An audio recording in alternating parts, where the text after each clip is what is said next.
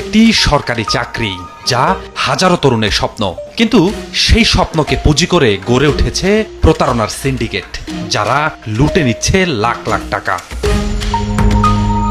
সময়ের সাথে সাথে জালিয়াতির কৌশলেও এসেছে বদল। পরীক্ষার আগের দিন প্রশ্ন ফাঁস থেকে পরীক্ষার কেন্দ্রে প্রক্সি প্রার্থী ব্যবহার সবই চলে চক্রের ইশারায়। কখনো কখনো অবৈধ ইলেকট্রিক ডিভাইসের মাধ্যমে প্রশ্নের উত্তর জানিয়ে দেওয়া হয় পরীক্ষার্থীকে। আধুনিক প্রযুক্তি ব্যবহার করে কিভাবে করা হয় এমন প্রতারণা?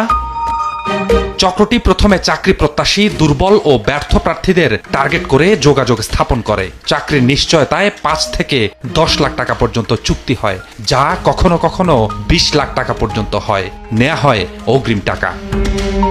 কখনো যোগ্য একজনকে ভুয়া পরিচয়ে পরীক্ষায় বসানো হয়, কখনো ছবি বা বায়োমেট্রিক জালিয়াতিও করা হয়। এসবেও সুবিধা করতে না পারলে নেওয়া হয় আরও ভয়ঙ্কর আশ্রয়। ক্ষুদ্র ব্লুটুথ ডিভাইস কানের ভেতরে প্রবেশ করানো হয়, আর শরীরের বিভিন্ন অংশে লুকানো থাকে রিসিভার, যার মাধ্যমে প্রশ্নের উত্তরগুলো খুব সহজেই পৌঁছে যায় পরীক্ষার্থীর কানে।